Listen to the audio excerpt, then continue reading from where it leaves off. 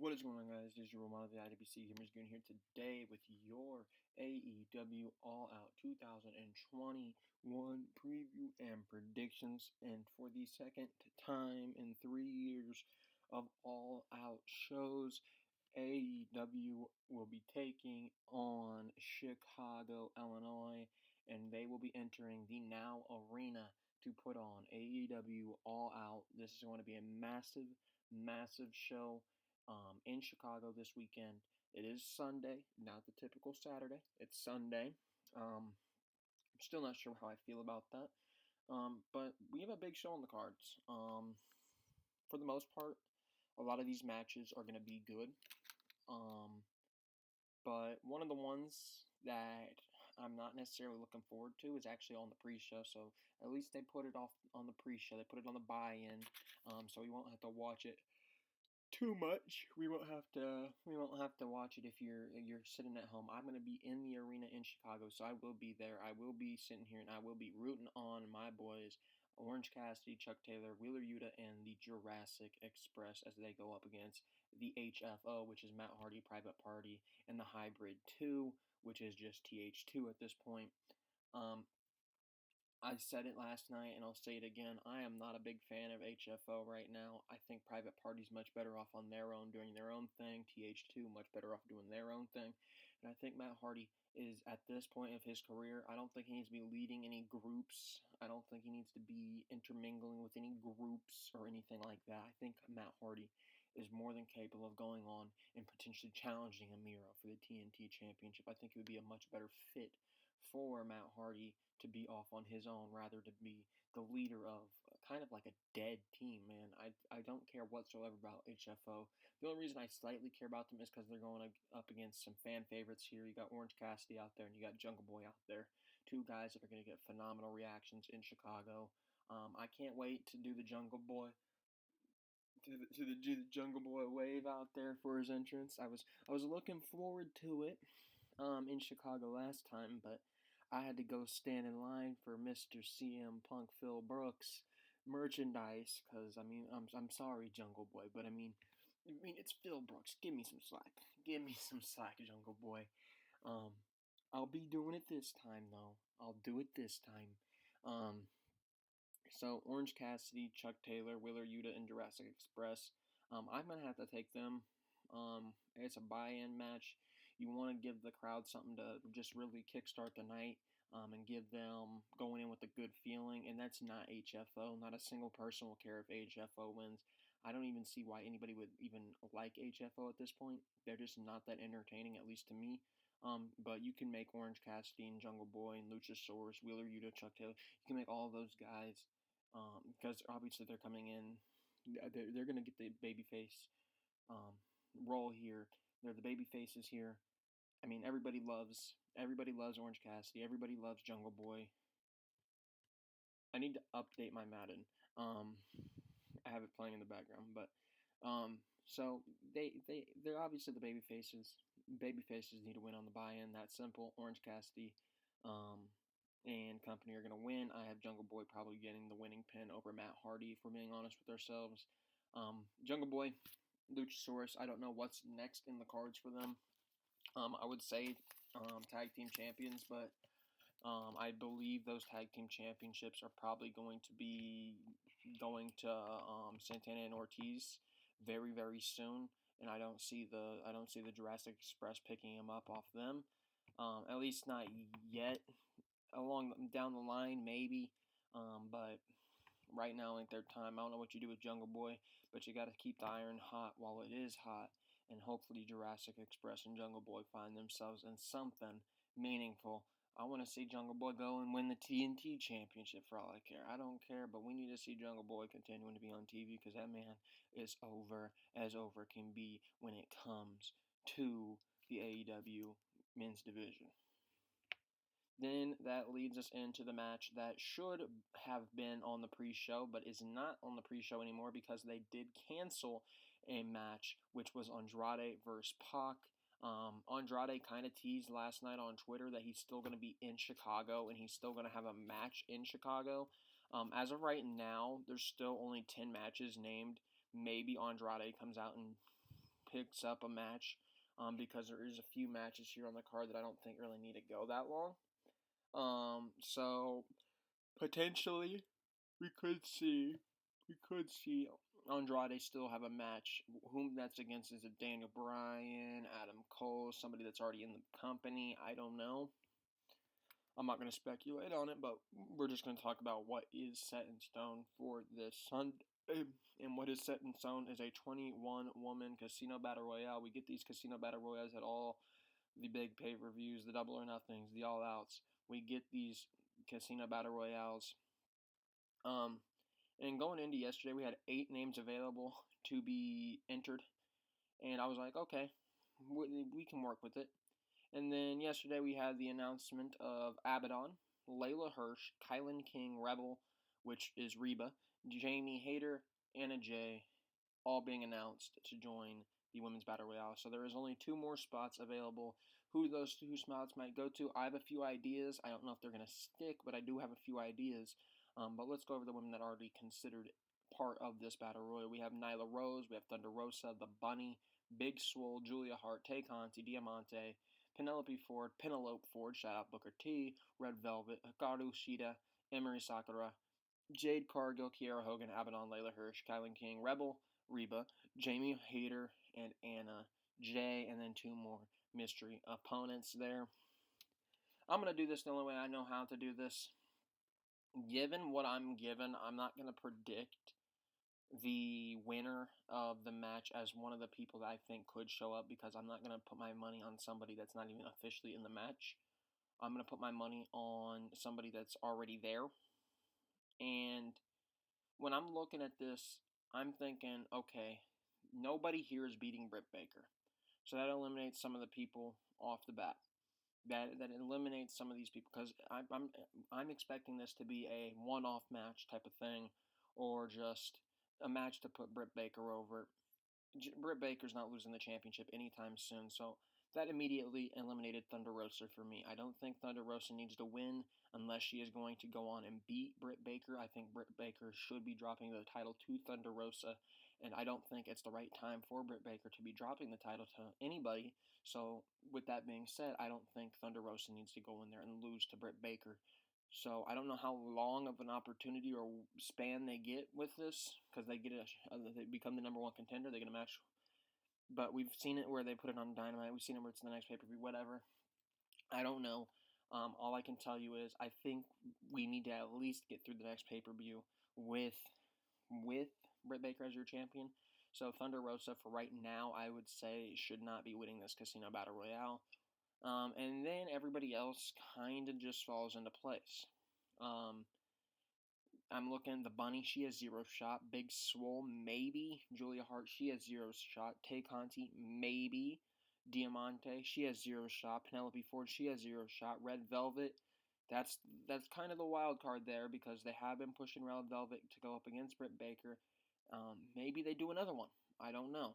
Hikaru Shida, she has a shot. I don't know if I want to see it, though. Emi Sakura, she has 0 shot. Jade Cargill, I think, actually has a very good shot. Kiera Hogan, 0 shot whatsoever. Abaddon, 0 shot whatsoever. Layla Hirsch is somebody that I'm kind of throwing up and down with. She could end up winning. She did have a huge match against Camille in NW Empower on their pay-per-view. Maybe they saw something they liked out of Layla Hirsch there, and they give her a big opportunity going up against Britt Baker. Kylan King is obviously in there. Then we had Reba Rebel out there, and we had Jamie Hayter, who I think Jamie Hayter might be a dark horse too, and Anna Jay, who I don't think is going to be winning. And then we also had Nyla Rose, who I think potentially could win. I don't know. But when I'm looking at this match specifically, I'm thinking of, all right, let's look at it this way. We have a big show at Arthur Ashe Stadium coming up. We need a big match for that show. So the winner of this match is going to end up challenging Britt Baker on that show. They're going to be defending, or they're going to be contending for Britt Baker's AEW Women's Championship. Granted that she wins against Chris Statlander, but they're going to be challenging her in that New York City show at Arthur Ashe Stadium. That is what I'm thinking of right now. And yes, you can make a case for a lot of these women being a good match against Brit Baker and Arthur Ashe, Red Velvet, Thunder Rosa, Hikaru Shida, Nyla Rose, Layla Hirsch, Jamie Hayter. You can make a case for some of these. Tay Conti. You can make a case, but I'm thinking of you don't want, because this ultimately is just going to be a loss for somebody. This is ultimately just going to be a loss for somebody. Nyla Rose, like I said, doesn't make much sense to lose right now. Thunder Rosa, she has no business being against Britt Baker until she's taking that title off of Britt Baker. Tay Conti, I doubt they have her go in, considering of Anna Jay returning last night. I don't think they would have Tay Conti just immediately go to that right as Anna Jay comes and gives that feel-good story there. Red Velvet, we've seen it. Hikaru Shida, we've seen it. Layla Hirsch maybe is a good option. Jamie Hayter's maybe a good option. But out of the women that are officially confirmed, if it's going to be one of these women, I'm going to go with Jade Cargill. They've tried to make her into a big deal. They got that fool standing next to her trying to make her into a big deal. Why not give you a double heel dynamic? Yes, I know it doesn't make much sense, but you're getting a one-off match. They don't have women on this division that are over as a babyface that you can just have lose to Britt Baker like that. Because Thunder Rosa does not need to win this match. She does not need to win this match. Hikaru Shida does not need to win this match. We've seen Shida. Layla Hirsch maybe. Red Velvet, we've seen it. I don't want to see it again, especially not this soon. So I'm going to go with Jade Cargill. They've seemingly made her out to be a big deal.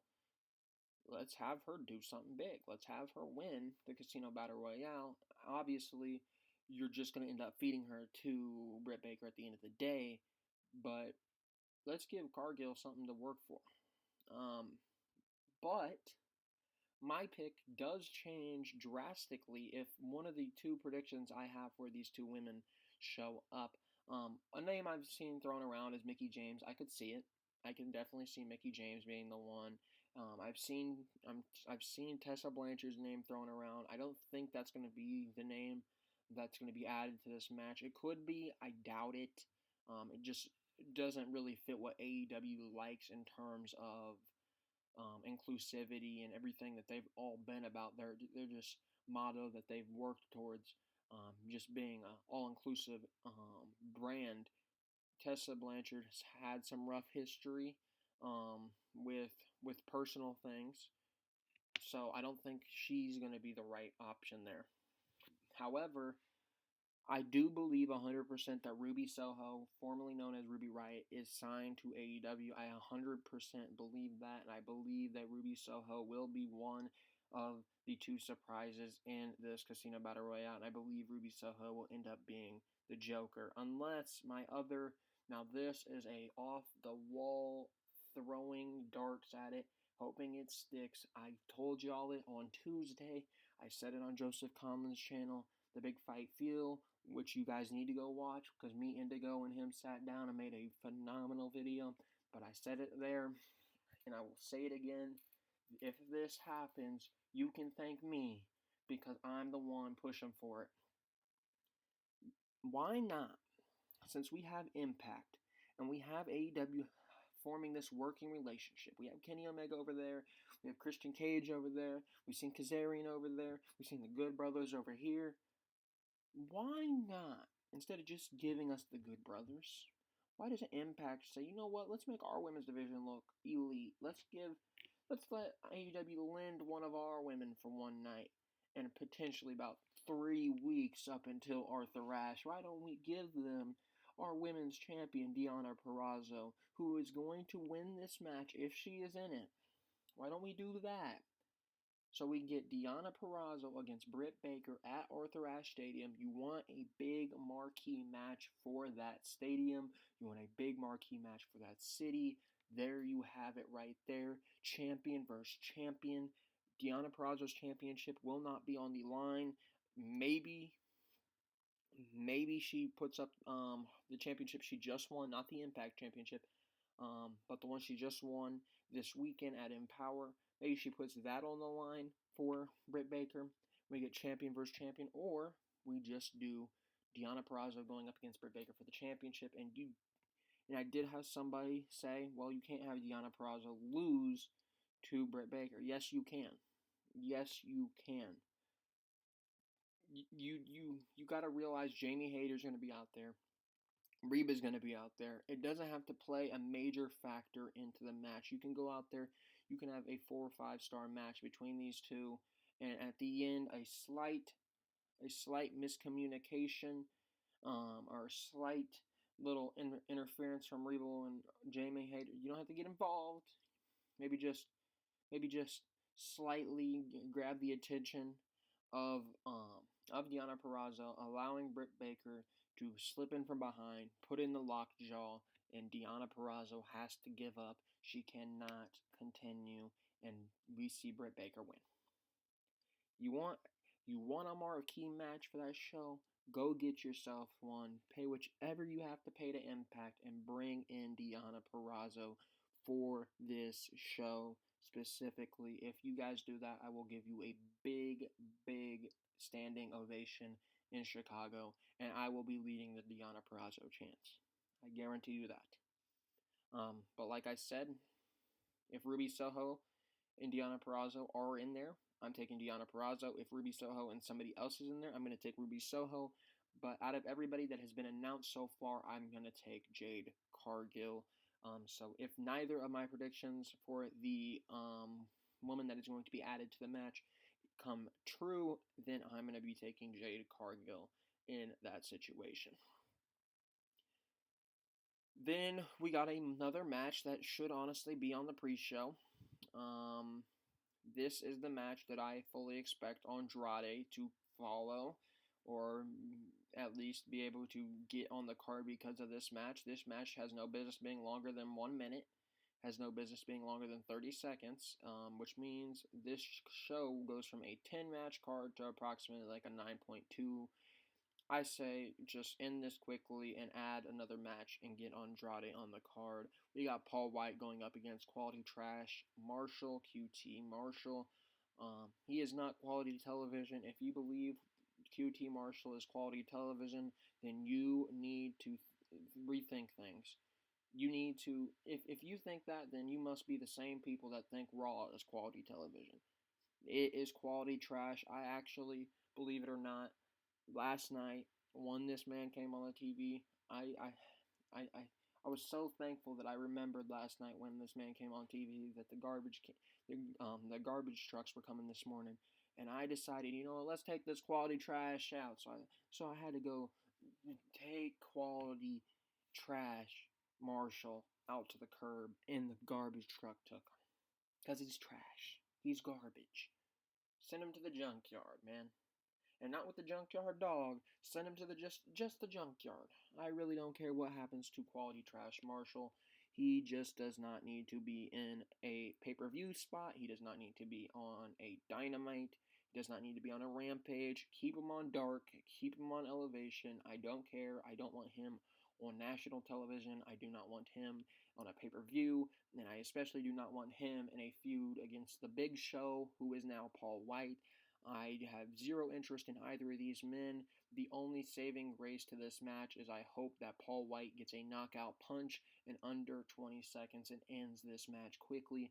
Like I said, match has no business being over 1 minute, but if I'm going to go out there and guess, QT Marshall is somehow, some way going to figure out a way to win, which is going to make me very upset because he is quality trash, and I will make a sign if I have to. This man is quality trash. There's never been more pristine trash in the professional wrestling business than QT Marshall. He's not good. He's not good. I don't like him. He's not good. Let's talk about somebody that is good. I'm kind of looking forward to this match, and it's Jon Moxley going up against Satoshi Kojima, who is, on all accounts, a phenomenal wrestler, a legend of New Japan, a former IWGP heavyweight champion. He's one of the best New Japan's had.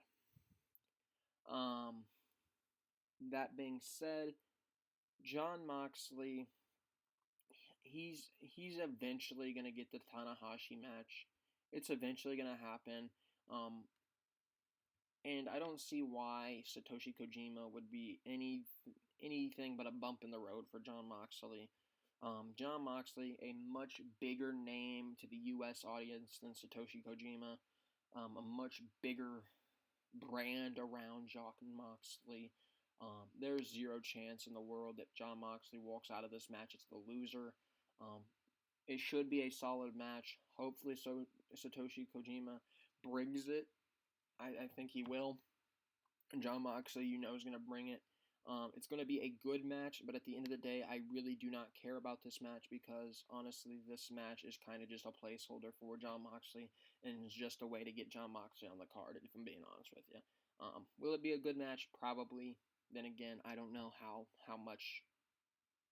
I mean, we're in Chicago. We're in a smart mark crowd. So, I mean, I feel like Satoshi Kojima, a lot of people will know who he is, but at the end of the day, I don't expect it to be that hot of a match. Talk about a hot match. A match that I'm very excited for. Miro going up against Eddie Kingston for the AEW TNT Championship. I have wanted to see Eddie Kingston in person wrestle for the longest time, ever since he's debuted in AEW. He is a guy that I was initially just like, that guy, I like that guy. As soon as I saw him on AEW, I was like, that guy's somebody I'm going to like. Eddie Kingston just has that rough style that I'm a fan of. Eddie Kingston has the deep promos where he can go out there and he can cut one of the best promos in the business.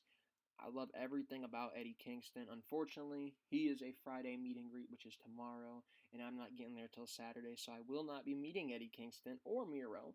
I think Miro's a VIP meet and greet, but Eddie Kingston, I'm very excited to be there for the first time seeing him wrestle. And he will be going up against Miro, another guy that I'm a very big fan of.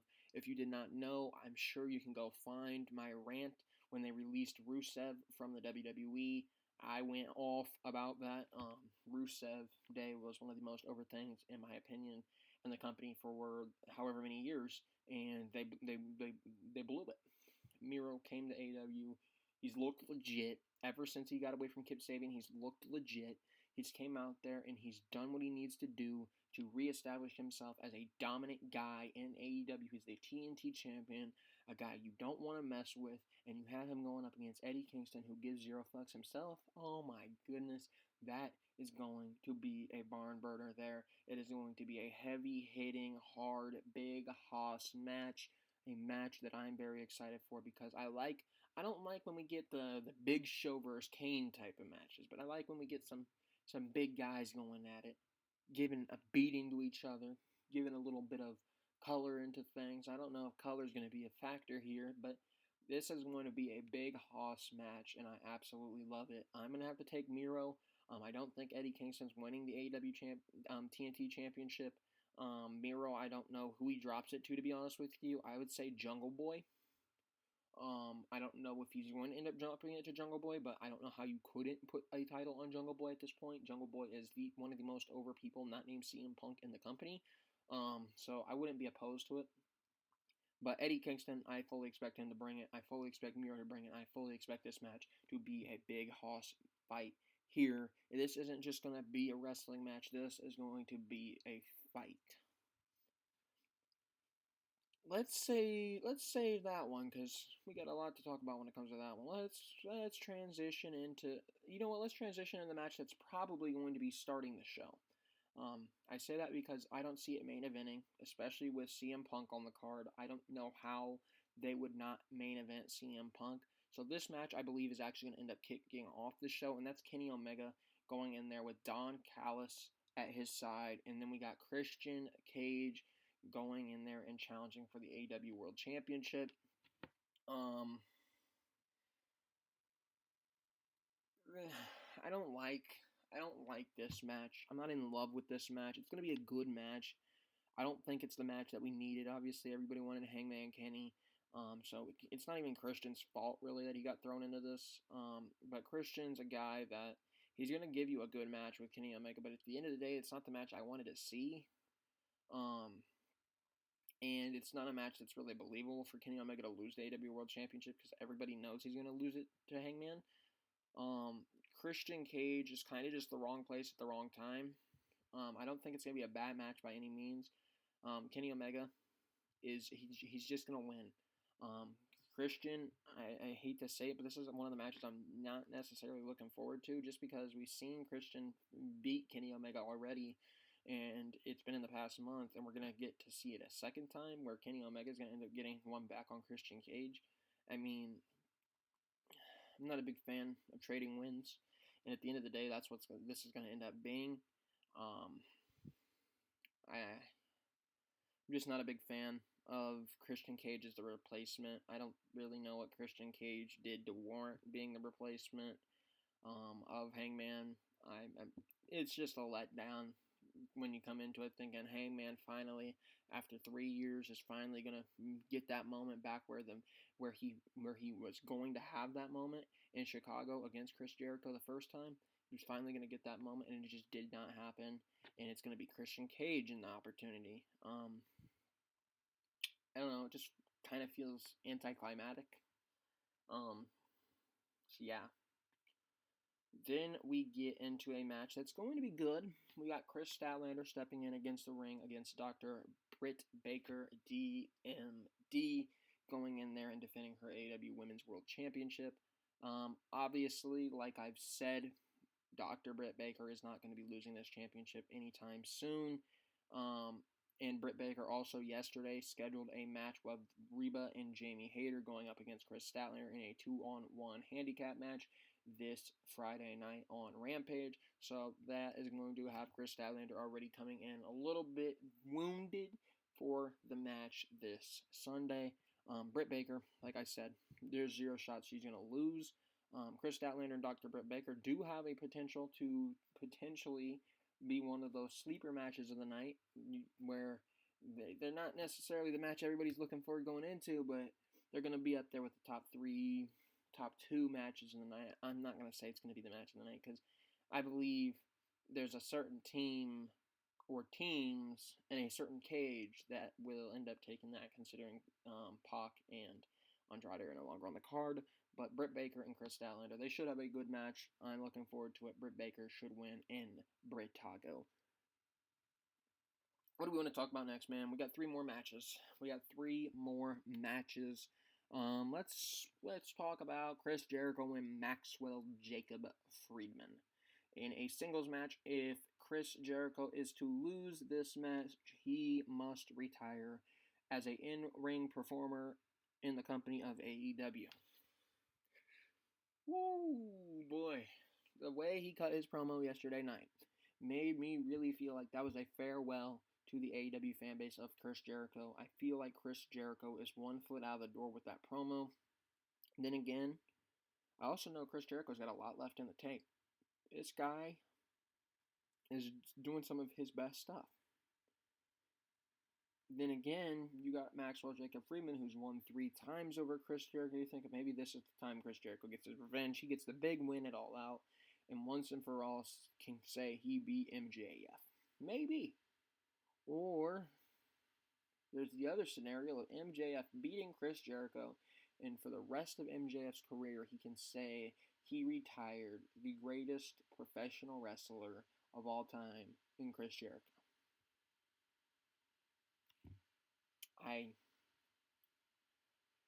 It's a jump ball, man. It's a jump ball, and on the Big Fight Field channel, I took MJF. Because MJF feels like the guy to win.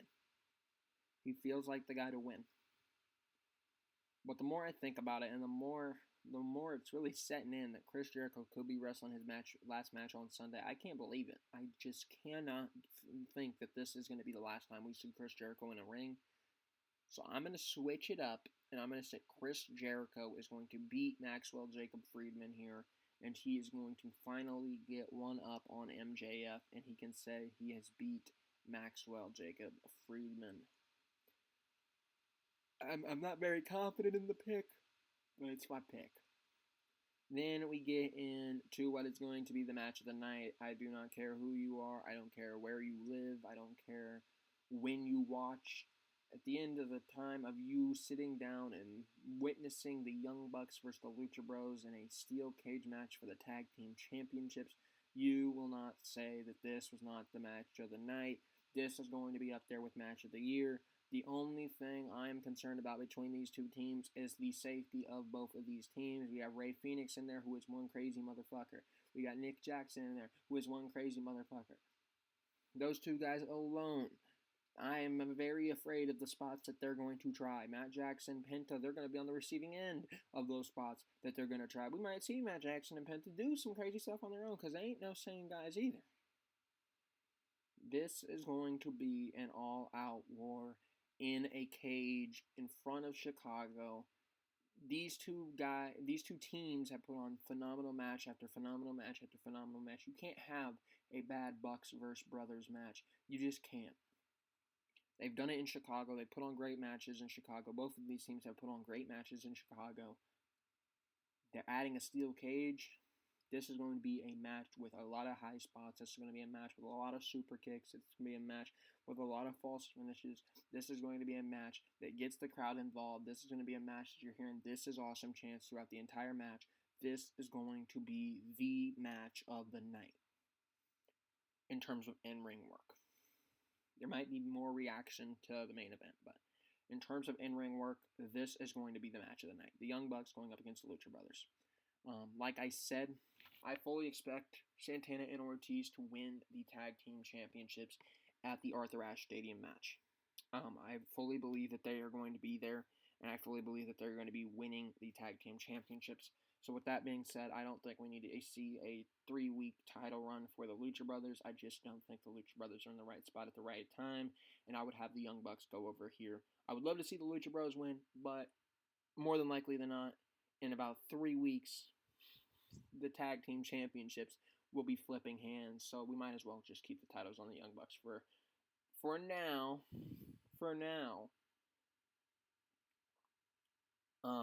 And then that leads into the main event, which is going to be the best thing on the card in terms of a fan reaction, because our hometown boy, the heart and soul of Illinois, the heart and soul of Chicago, the heart and soul of AEW, CM Punk is going on, and he is facing one of the fastest rising stars in the entire brand, in Darby Allin. This is the biggest match of Darby Allin's career. This is the biggest match of CM Punk's career so far. This is the biggest match of AEW's career so far. This is the biggest match at All Out. This is the most anticipated match of the year, and this is going to be nuclear. The fans are going to be nuclear for this match. This is going to be special. And we aren't going to have any interferences. Sting helped them take out 2.0. 2.0 came out and tried to attack Punk before the match. Helped him take him out. Darby and him helped him take him out. And Sting even said, you know what? I, too, will go back to the dressing room. I won't even be there. I'm going to give Darby a fist bump, wish him good luck, and I'm going to the back.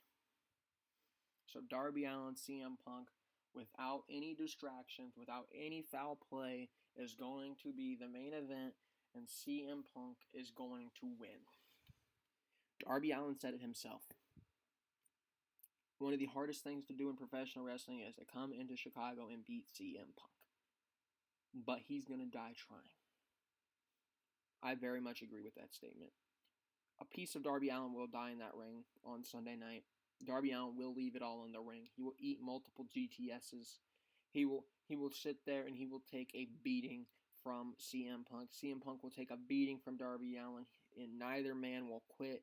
But in the end of it, no matter what moves are done, no matter what is used, whatever foul tactics might be used, at the end of it, Punk walks out victorious.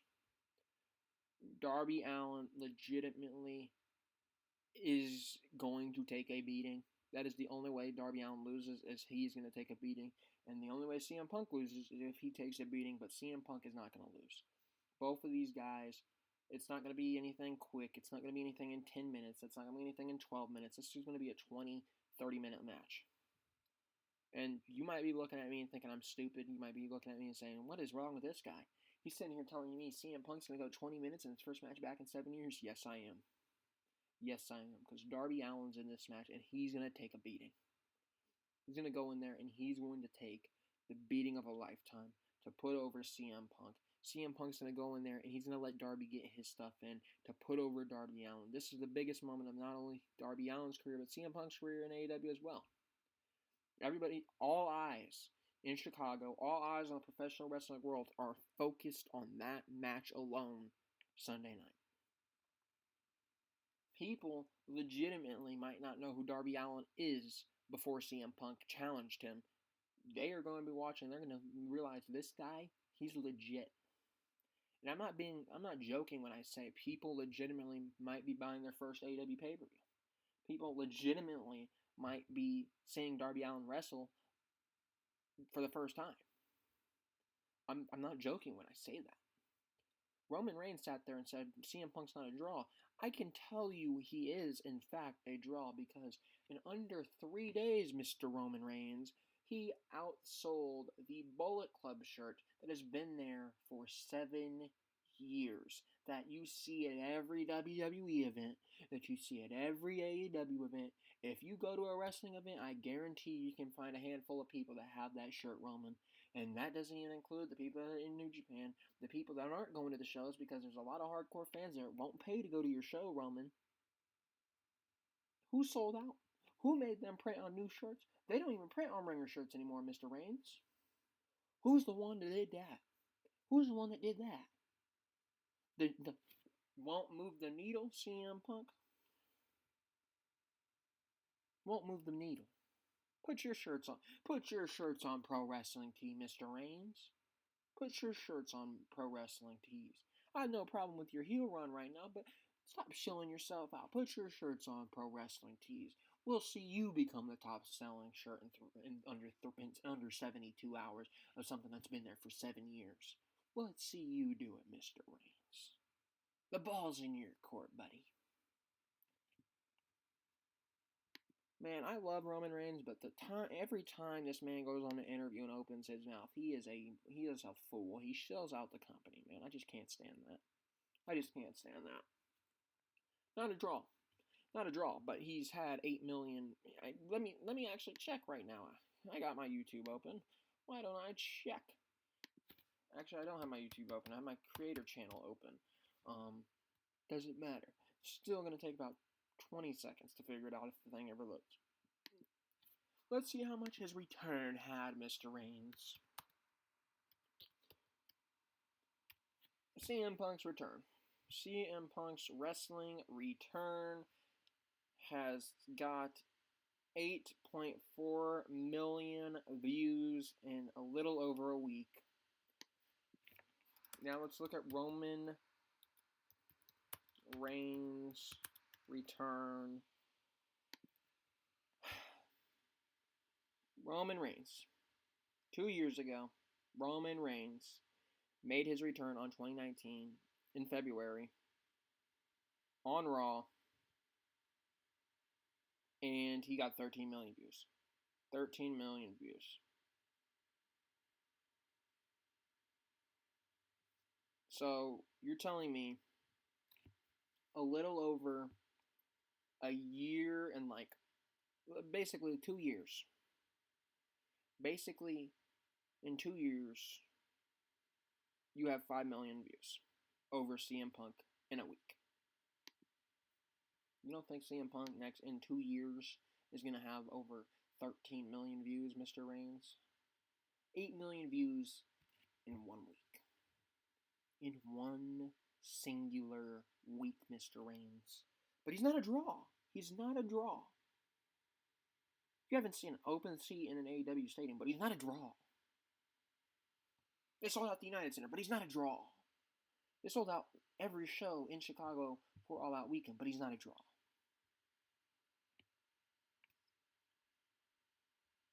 CM Punk's the most over guy in the company. CM Punk is going to win this match. CM Punk is going to make everybody that has ever doubted CM Punk look absolutely stupid. He is going to sit here and he's going to beat Darby Allin in the main event. He's going to sit there in the ring celebrating, and there's going to be a man sitting up in Titan Tower watching very closely, claiming that he does not watch the other show, and he is legitimately going to feel it. He is going to have tears in his eyes. He's going to be upset. He might be angry. He's going to have some type of emotion that's definitely not happiness for the man. Vince McMahon will be sitting up in Titan Tower, and whether or not you want to believe it or not, he's going to be watching All Out. I will not believe any statement that says he has not watched the show. I don't believe it. If you have CM Punk on your show, I guarantee you Vince McMahon's watching. Vince McMahon's watching.